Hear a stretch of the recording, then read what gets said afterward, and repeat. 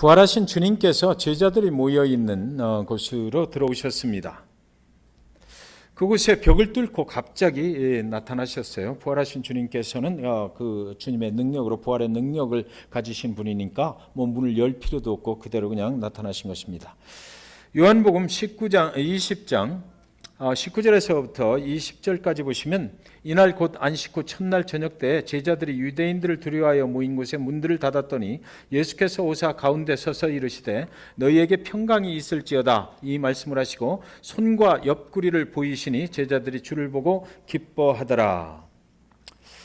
거기는 있었던 제자들은 주님께서 보여주시는 못자국 난 손 그리고 또 창에 찔렸던 그 옆구리를 보여주시는 것 그것만으로도 기뻐했다 이렇게 됐습니다. 부활하신 주님을 인정하고 주님께서 부활하셨구나 라는 것을 깨닫고 마음이 기뻤다 이렇게 되어 있습니다. 그런데 그곳에 제자 중에 없었던 사람이 한 사람이 있었는데 그 사람의 이름이 도마입니다. 제자들이 그에게 부활하신 예수님을 우리가 만났다라고 그렇게 말을 하니까 도마가 말하기를 요한복음 20장 25절에서 다른 제자들이 그에게 이르되 우리가 주를 보았노라 하니 도마가 이르되 내가 그의 손에 못자국을 보며 내 손가락을 그 못자국에 넣으며 내 손을 그 옆구리에 넣어보지 않고는 믿지 아니하겠노라 하니라. 여러분, 인간이 주를 믿는다고요? 참으로 어려운 일이라고 지금 성경은 기록해 놓고 있는 것입니다. 어떻게 주님을 보지도 않고 믿을 수가 있습니까? 만져보지도 않고 우리가 어떻게 그 주님을 믿을 수가 있느냐고요. 우리 인간은 모두 도마와 같아서 주님께서 부활하신 그 현장에서 주님의 몸을 만져봐야 되겠다라는 거죠. 내 눈으로 확실하게 보고 내 손으로 그 못자국 난 그 손바닥을 찔러보고 그리고 창에 찔렸던 그 옆구리를 내 손으로 넣어봐서 정말 이것이 정말 그날 죽었던 예수구나 라는 것을 확인을 해봐야 내가 믿겠다라는 거예요. 그것이 사실은 저와 여러분의 믿음이 아닌가 저는 생각해요. 우리는 보기를 원하잖아요. 우리는 만져보기를 원하고 실제 현장에서 무슨 일이 하나님이 일으켜 주시는 일이 일어나야만 그를 믿기를 원한다고요. 그런데 이런 의문이 또 생기는 거죠. 우리가 수많은 사람들이 그 예수를 부활하신 예수를 보았거든요. 그날 수많은 사람들이 보고 또 증거하는 것을 들었고 그랬어요.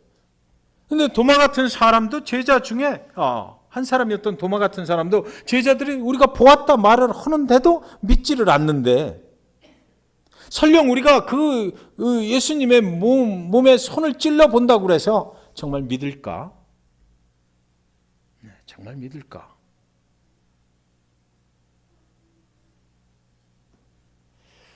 그것을 우리가 믿음이라는 차원에서 이야기를 한다면 믿음이라고 하는 것은 그러면 정말 만져보고 찔러봐야 되는 것인가? 이런 거죠. 오늘날 우리의 삶 속에 그런 믿음 생활을 우리는 하고 있지는 않나요? 정말 하나님께서 내 인생에 역사하시는 것을 보고 나면 우리에게는 간증이 생기고 그리고 나서 우리는 더 하나님께 가까이 가게 되는 것 같고 그래서 우리 삶 가운데 어떤 표적과 기사를 보여주시고 그래서 나한테는 그것을 보고 그 다음에 또 믿음이 생기고 이런 거 아닌가. 믿음이 없으면 그러면 다른 말로 표현을 해서 믿음이 없으면 우리 주님의 역사는 우리 삶에 일어나지 않는 것일까요? 여러분 어떻게 생각하세요? 우리가 주님을 믿는다 하면 그 믿음을 보시고 주님이 우리 가운데 역사를 하시는 것인가? 여러 가지 질문이 생기는 거죠. 예수님이 갈릴리의 가나로 다시 돌아오셨다 이렇게 시작을 합니다. 가나는 혼인잔치집, 그죠? 그곳에서 물을 포도주로 변하게 만드신 그 표적이 일어났던 곳이에요. 예수님이 공생애를 시작하시면서 처음으로 첫 사역을 선포하신 곳이 바로 그곳이라고요. 인간의 땅에 오셔서 이제 내가 하나님의 아들인데 이 땅에 와서 내가 할 일은 바로 이런 거다. 인간이 부족함과 연약함 가운데 있는 곳에서 새로운 포도주를 공급하는 이런 사역을 나는 하게 될 것이다. 이것을 보여주셨던 그곳으로 주님이 다시 오셨어요. 그런데 그 가나에서 약 35km가 떨어진 직선거리로 35km 정도 되는 그곳에 가버나움이라는 곳이 있었는데 그 가나로 다시 돌아오시는 그때에 맞춰서 그곳에 있었던 왕의 신하 죄송합니다. 왕의 신하 한 명이 그곳에 찾아왔다. 성경은 이렇게 되어 있습니다. 그런데 그 사람이 거기를 찾아온 이유가 예수님을 찾아온 이유가 그의 사랑하는 아들이 병들어서 죽게 됐기 때문이다라는 거죠. 그 예수님을 만나러 그곳에서부터 예수님이 오신다는 소식을 듣고 달려온 거거든요. 그때 당시에 지금처럼 자동차가 있던 시대도 아니고 왕의 신하였으니까 뭔가 좀 타고 왔을 것 같긴 하는데 여하튼 성경의 기록은 없으니까 그 열심히 달려왔는데 왜 그러냐면 사랑하는 아들이 죽어가고 있기 때문이다라는 겁니다. 왕의 신하라고 하는 것을 분명히 여기 성경에 기록해 놓고 있어요. 자, 자기 아들이 죽게 됐다. 그러면 어떤 일을 먼저 할까요? 가장 유명한 의사가 누군지를 그는 알고 있었을 거 아닙니까? 가장 시설이 좋은 병원이 어디에 있는지를 그분은 왕의 신하는 알고 있었을 것 같아요. 여하튼 성경에 자세하게 그런 내용들은 기록되어 있지 않지만 우리가 추측해 볼 수 있는 것은 첫 번째는 뭐냐면 그는 모든 일을 다 해봤을 것이다라는 거죠.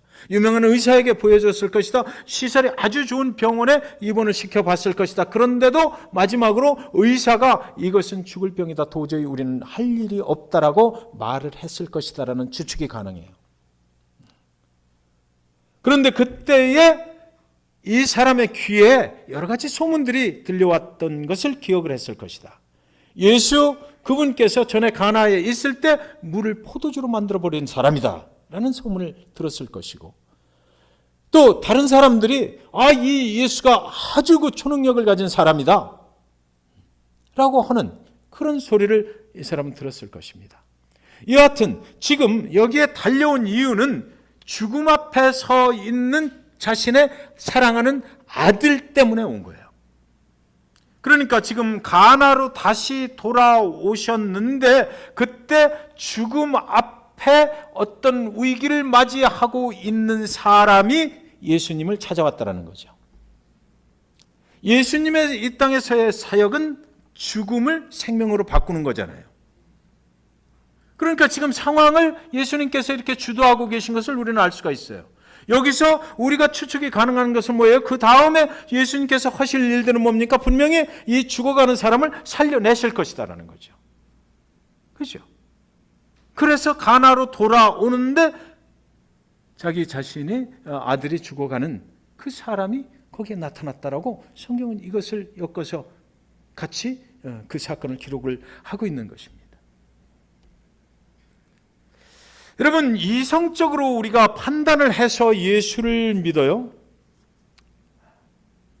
많은 분들 그렇게 얘기를 하시죠.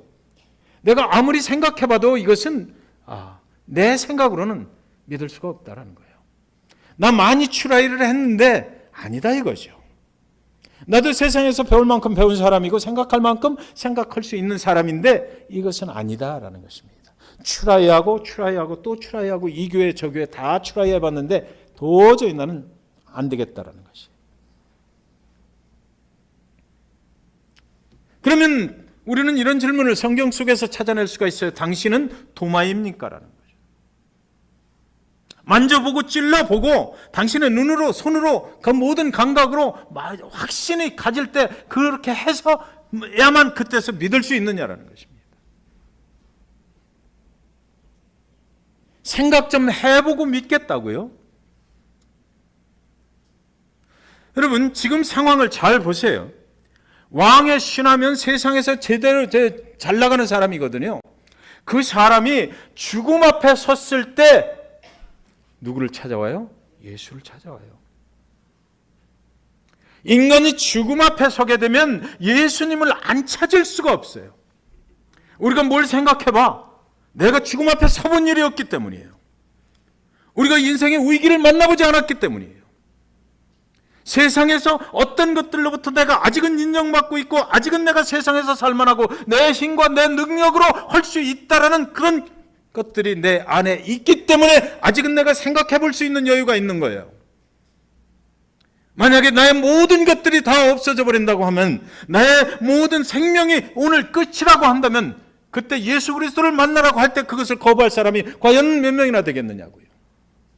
예수는 죽음을 생명으로 바꿔주시는 분이거든요. 그러니까 우리가 두 가지를 생각할 수가 있어요. 첫 번째는 영원한 천국에 가서 죽음 이후에 있는 그 길로 연결해 주는 것, 생명의 길로 연결해 주는 그 예수고, 그리고 또 이 땅에서 살아갈 때도 우리가 죽음 앞에 섰을 때 그것을 다시 회복해서 일어날 수 있도록 도와주시는 예수란 말이에요. 그러니까 우리가 인생을 살다가 위기를 만나게 되면 우리는 처절하게 그 예수를 따라갈 수밖에 없어요. 이 35km 되는 데를 하루 만에 달려갔던 거예요. 그 사람 35km가 직선거리니까 이거보다 훨씬 더 되는 거죠.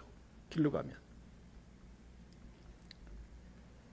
죽음이 사람 앞에 오면 교회가 할 수 있는 일은 아무것도 없어요. 교회 성도님들 모여서 장례식을 준비하는 것밖에 없지요. 교회 목사가 할 수 있는 일은 장례 설교밖에 없어요. 살려낼 수가 없어요. 우리 인간은 그런 능력을 가지고 있지 않거든요. 이 세상에 어떤 사람도 어떤 능력으로도 죽은 자를 살려낼 수 있는 그런 사람은 아무도 없어요. 이 세상에 아무리 능력이 있는 것이 있다 하더라도 죽은 자를 살려낼 수 있는 그런 것은 이 세상에선 찾아볼 수가 없어요. 오직 예수님 그분만 이 문제를 해결하고 이 문제의 키를 가지고 계시다고요. 네. 사람들은 말하기를 믿음으로 예수를 따라간다라고 말해요. 그렇다면 우리가 소문만 듣고 예수를 따라갈 수 있나요? 남들이 하는 소리를 듣고 예수를 믿는다고요? 우리 전도하잖아요. 오늘 한번 잘 생각해 보셔요. 우리가 하는 것은 예수를 모르는 사람들에게 나가서 전도하는 거예요. 복음의 소식을 전해주는 거죠. 그런다고 해서 그들이 다 믿습니까? 그들이 다 예수 앞에 나오나요?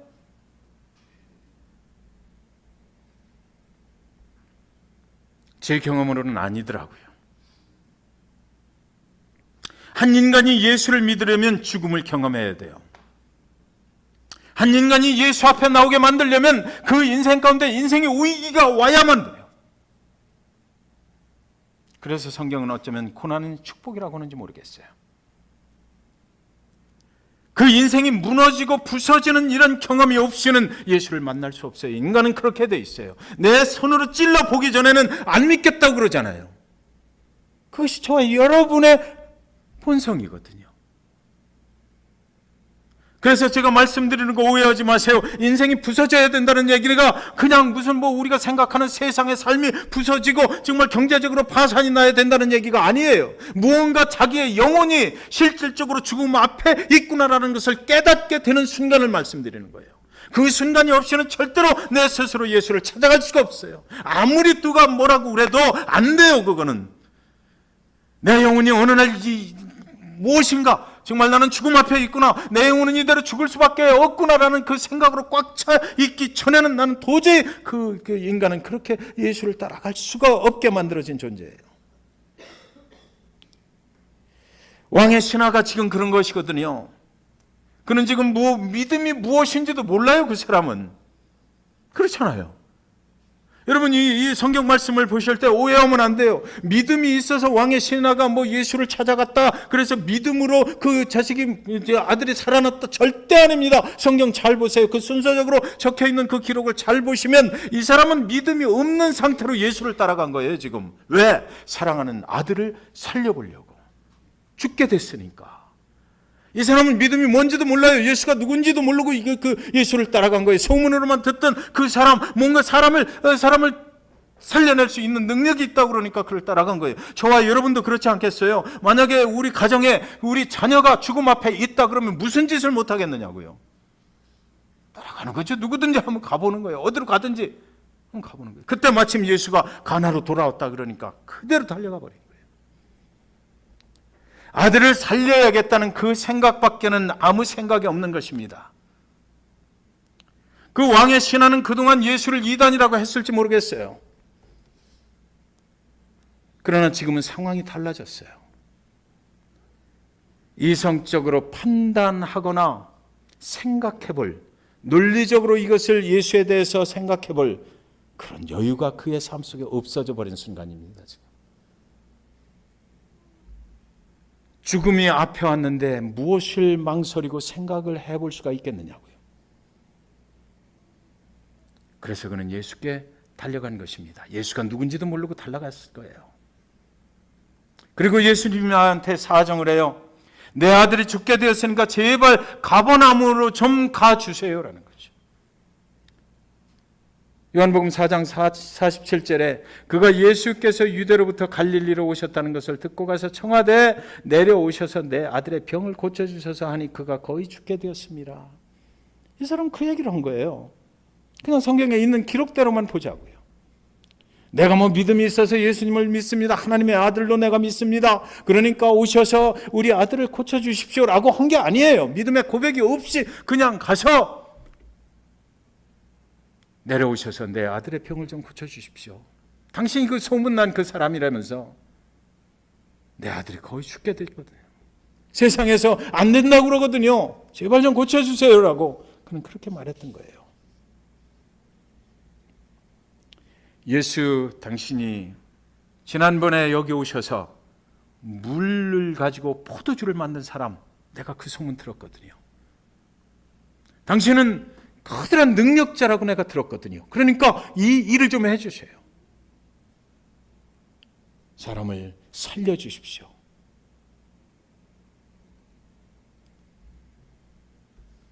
여러분, 성경 속에는 많은 기록들이 예수님께서 이렇게 말해요. 내가 내 믿음을 보고 너를 구원하였다 그래요. 내 믿음이 너를 구원하였다 이래요. 여기는 크게 빠졌거든요. 이 왕의 신하에겐 그런 말씀을 하시질 않았어요. 그래서 저는 내 믿음을 보고 내가 너를 구원하였다. 내 믿음이 너를 구원하였다 이러거든요. 그런데 이 왕의 신하는 믿음이 없는 사람이니까 그럴 수가 없잖아요, 지금.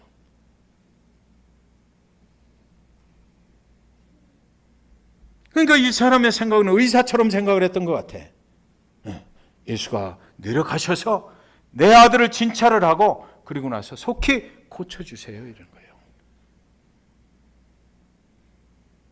요한복음 4장 48절에 예수께서 이르시되 너희는 표적과 기사를 보지 못하면 도무지 믿지 아니하리라. 지금 이 사람이 와서 표적과 기사에 대해서 얘기를 한 거예요. 당신은 능력자라면서요. 그 표적과 기사를 가지고 와서 당신은 그런 능력자니까 내 아들도 고칠 수 있잖아요 라고 제발 좀 부탁합니다. 이러니까 너희들은 그렇게 살아가는구나 이렇게 얘기를 하시죠. 도무지 믿지 아니하리라. 그런데 이것이 You will never believe.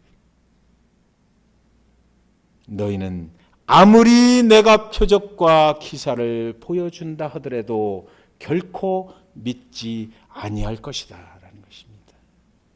네.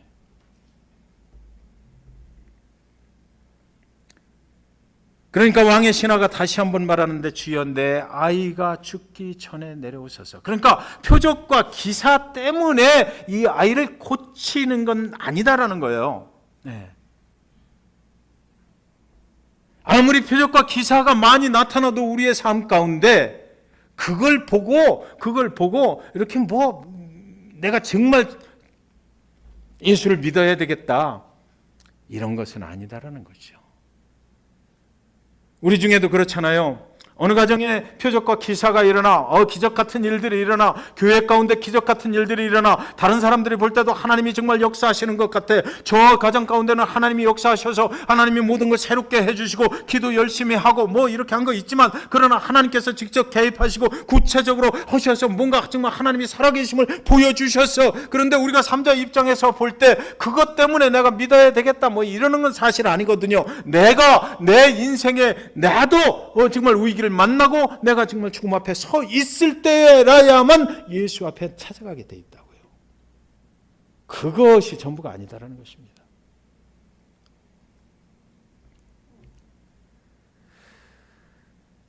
숨이 넘어가기 전에 가서 만져달라고 말해요.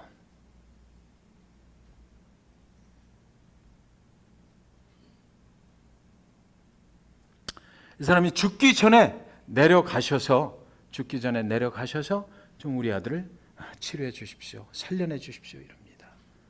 인간은 숨이 끊어지면 모든 것이 끝났다고 생각하죠. 죽음이 오면 그것이 모든 인생의 끝이라고 생각해요. 그러니까 죽기 전에 좀 제발 가서 먼저 달래는 거죠. 예수가 어떻게 부활을 한다고 말도 안 되는 소리지. 내가 내 손가락을 집어넣어 보지 않고는 그 부활을 믿을 수가 없는 거예요. 어디 죽었는데 어떻게 살아나느냐라는 거죠. 죽었는데 어떻게 살아나.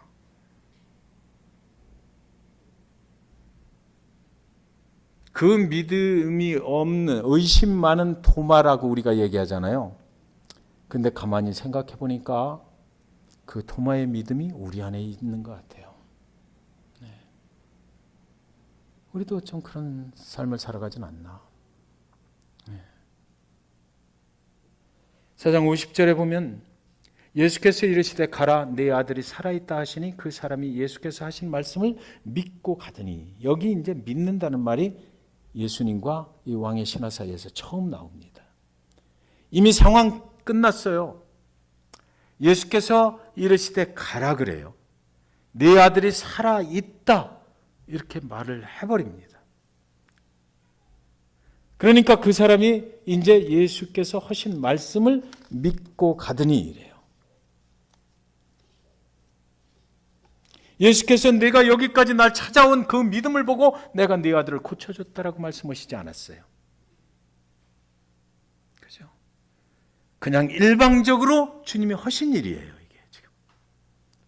그 사람은 믿음이 없어요. 그런데 주님이 하셨어요. 내 정성이 지극해서 내가 내 정성을 보고 내 아들을 살렸다라고 하지 않으셨어요. 저는 오늘 이 말씀에 주목하기를 원합니다. 그냥 일방적으로 주님께서 말씀으로 고쳐주셨다라는 겁니다.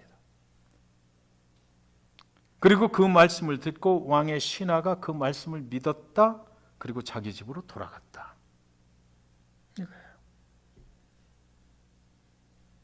가는 길에 왕의 신하에서 하인들이 그 소식을, 살아난 소식을 가지고 이제 중간에서 만나요. 그러니까 이 왕의 신하가 물어봐요. 뭐 살아났다고 그러니까. 지금 여기서 집으로 돌아갈 때에, 그 말씀을 믿고 집으로 돌아갈 때에 반신반의했을 것 같아.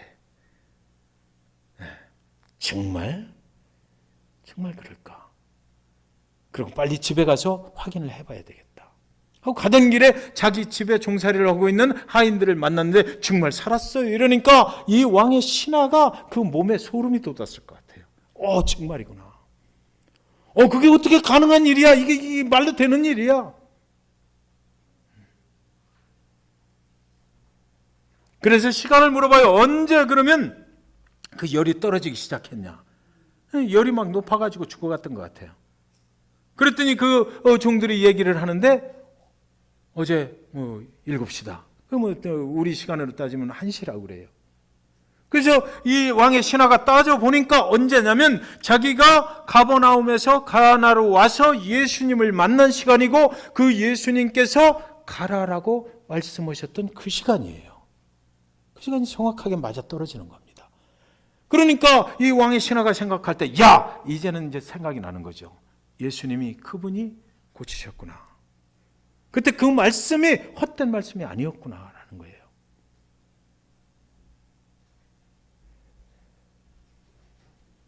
그렇다면 오늘 성경의 기록은 무엇을 말하고자 하는 것일까라는 거죠.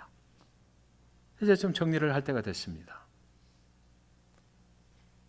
물이 변해서 포도주가 되게 하신 사건을 통해서 이 땅에 예수의 사역을 시작하심을 예수님이 보여주셨고요. 그리고 그 요한복음 2장에서 그런 사건이 나오거든요. 그래서 그 첫 번째 표적을 통해서 예수는 이제 생명을 살리는 사역을 이 땅에서 시작한다라는 선포와 같은 거였어요. 그게. 그때 포도주가 떨어진 혼인집에서 예수님이 뭐라고 하셨는지를 한번 보십시다.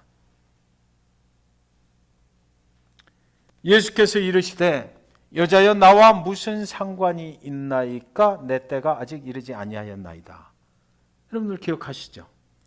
여기 상관이라는 단어가 있어요. 나하고 아무 관계가 없기 때문에 나는 더 기다려야 된다. 이렇게 얘기를 하니까 그 뒤에 상황이 어떻게 됩니까? 너희들이 준비하라 그러잖아요.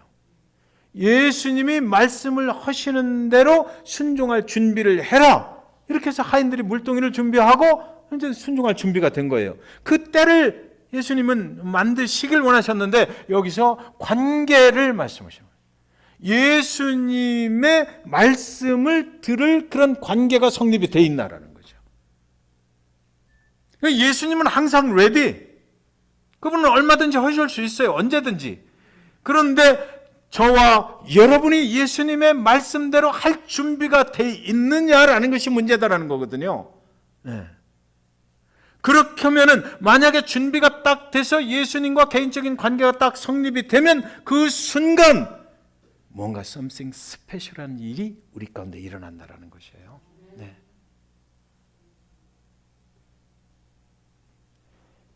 왕의 신하가 믿음이 무엇인지도 모르지만은 사랑하는 아들을 살리기 위해서 예수를 찾아서 달려갔거든요.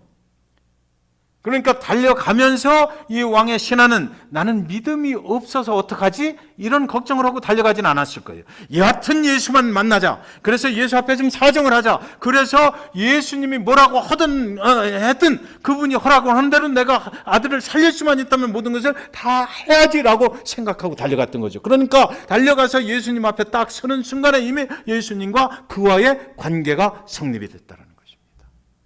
그리고 왕의 신하의 아들이 살아났다는 거예요. 그러니까 여기서 예수님이 네 믿음이 있냐? 네가 나를 누구로 생각하느냐? 네 믿음이 뭐야? 11조에 했냐? 뭐 큐티 했냐? 뭐 이런 거 물어보시지 않으셨다라는 것이죠. 예수님과 예수님을 찾아 나와서 예수님이 허라는 대로 할 준비가 돼 있는 그 시점만 딱 맞아떨어지면 때가 어느 때요? 그 찾아와서 만나는 시간 그때만 되면 그것만 이루어지면 예수님은 우리 삶 가운데 특별한 일을 행하신다라는 것입니다. 그거예요, 바로. 뭐 성경을 공부하고 영적 기도를 하고 뭐 침례를 받고 성찬식에도 참여하고 기도하고 뭐 찬송하고 뭐 이런 것 때문에 우리 삶 가운데 특별한 역사를 이루어 주시는 것이 아니고요. 믿음을 보시고 하시는 것이 아니라 그 사람이 예수 그리스도를 간절하게 사모하는 마음으로 찾아오기만 하면 그날에 something 스페셜한 일이 그 인생에 일어난다라는 것입니다.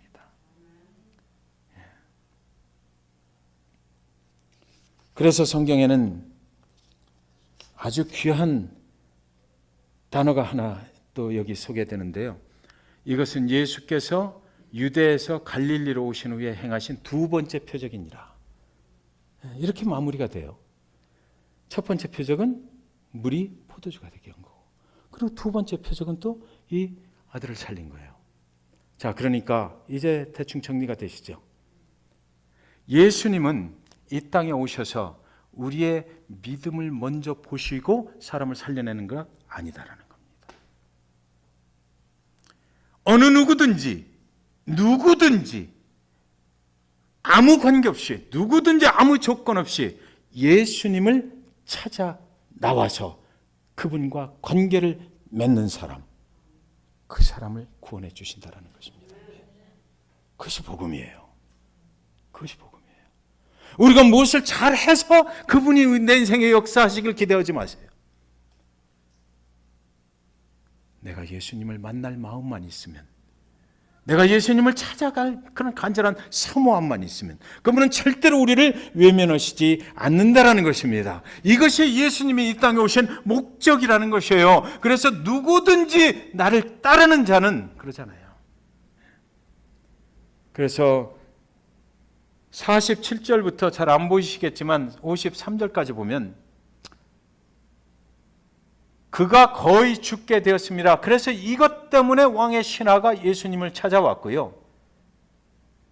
그리고 나서 그 다음에 보면은 죽음으로 시작해가지고 49절에도 보면 죽기 전에, 그리고 50절에 네 아들이 살아있다, 51절에 보면 아이가 살아있다, 52절에 보면 열기가 떨어졌나이다, 낫기 시작했다, 53절에 보면 네 아들이 살아있다.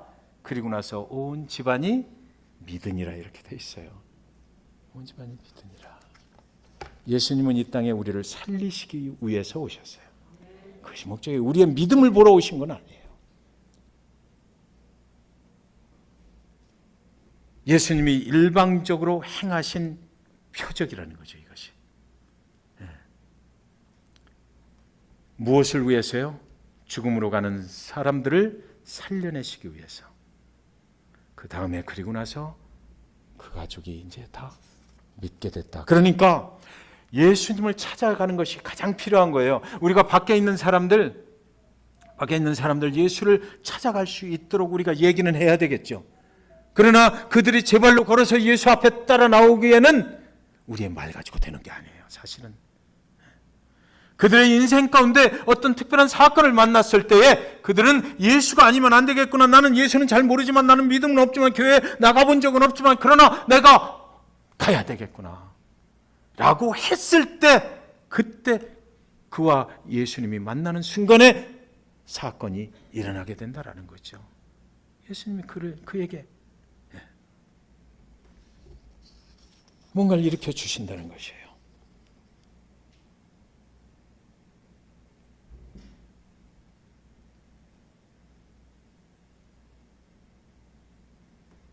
왕의 신하가 주님을 만났기 때문에 일이 이루어졌다라는 겁니다. 주님을 찾아가서 만났어요. 우리도 주님을 찾아가서 만나면 우리 안에 인생의 문제가 해결될 겁니다. 주님을 찾아가야 돼요. 주님을 만나야 돼요. 그렇다면 우리가 이런 질문 생기죠?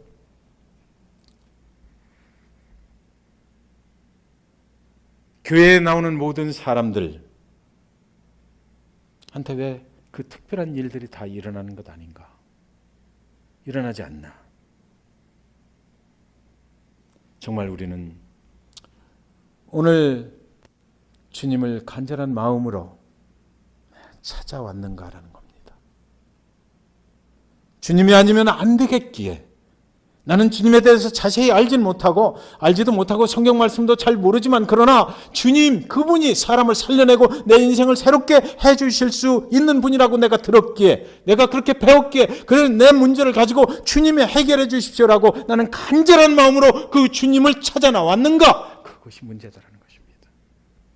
그저 그냥 왔다 가는 것이 아니라, 그저 그냥 사람을 만나러 오는 것이 아니라, 그저 그냥 내 필요에 의해서 교회를 찾아 나오는 것이 아니라, 주일날 아침이 되면, 또 기도하는 시간이 되면, 주님을 만나는 예배 시간이 되면, 내가 오늘도 주님을 간절한 마음으로, 사모하는 마음으로 내가 가서 주님 앞에 해야 될 이야기가 있다. 내 인생의 문제를 그분은 해결해 주실 수가 있을 거야. 그분은 내 믿음을 보시지 아니하고 그대로 역사하시는 분이라면, 그렇다면 내가 오늘 나의 문제를 가지고 나가서 주님 앞에 간절한 마음으로 기도해야지. 그분에게 알려드려야지. 그분이 그러면 나를 보시고, 그러면 나와의 만남이 형성이 되면 그분께서 역사하실 거야라는.